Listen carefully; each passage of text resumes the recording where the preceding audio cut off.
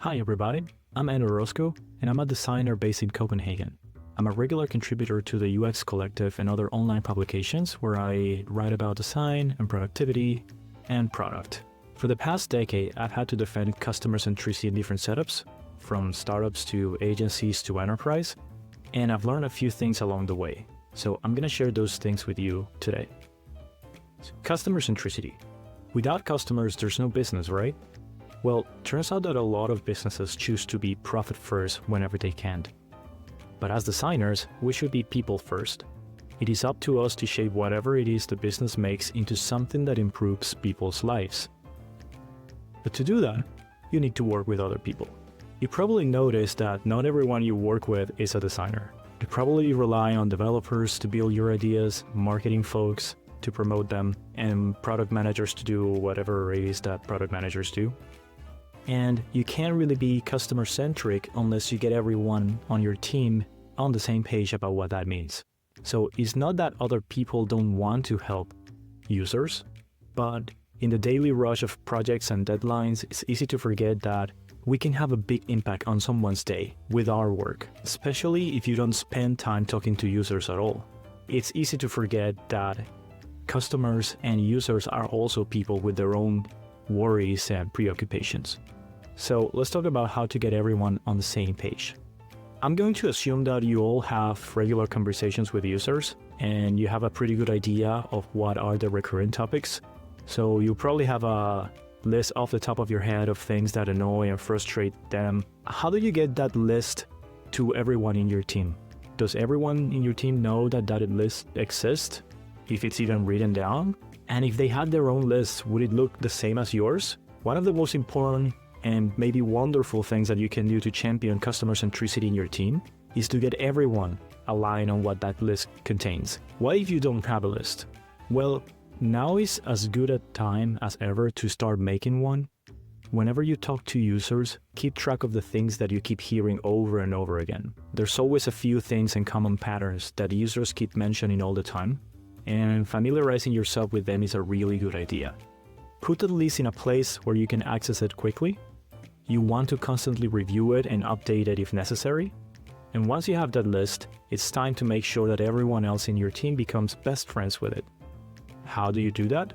Here's a couple of actionable tips. Number 1, hold feedback review sessions. And you don't have to use this name. You can call it Design Fireside or Coffee with our users, or you can just ask ChatGPT to come up with some suggestions.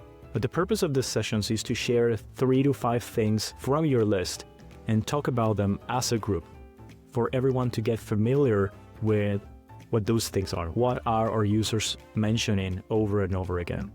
Chances are some of the things in that list will be surprising to some of your colleagues. Some of them will want to know more, and others will probably get defensive and try to downplay the importance of some of the items, which is completely natural, and it's already a step forward. Those are good reactions because they surface the gaps between what users are saying and what the team thinks users are actually experiencing. In the unlikely scenario that none of the things in the list are surprising to anyone, then happy days. It means that your team is fully aligned on what users are feeling, and you'll have an easier job as a designer pushing customer centricity forward. But in my experience, there's always some level of misalignment. So try to organize the sessions with your team. It can be very casual. Everyone can have a warm drink and get together in a nice room in the office or remote and talk about these things. In my experience, it's a lot of fun to actually get everyone on the same page about what people are saying. So it's a great opportunity to also bond with your team around what customers want and need. The second suggestion that I have for you guys today is to set up some kind of bulletin. It's kind of like an old word. I don't know if anyone uses it anymore. But depending on your team, sometimes you might not be able to get everyone to join the feedback review sessions because, schedules and whatever. So you don't have to do these real time every time. If the case is that you're not able to get everyone to agree on a time to talk about user problems, then you can start with a simpler approach and just share the list in some form of broadcast. Whether that's a weekly Slack message or an email blast or some Loom walkthrough that you post in Microsoft Teams or in Slack, whatever your company uses, it is up to you the format, and the frequency, but the goal is the same. See if you can spot the gaps between what the team thinks users are going through and what users are actually saying. It's also important to hear what where this team is at in terms of understanding what users are saying. So I like to keep these things really simple so that it's easy to maintain and easy to not drop it. So a bullet point list is great, easy to create it and update it and share it. So you don't have to overcomplicate it to the point that it becomes time consuming and you stop doing it. So to wrap up, getting your team to be more customer centric is all about alignment around user feedback. While I focus on explicit feedback, the same is true for analytics and other type of research that you can see that are important. When the whole team is aware of these recurring themes that people keep mentioning, users keep complaining about, the quality of your product discussions will go up and it'll make your work as a designer much easier and enjoyable. Thank you.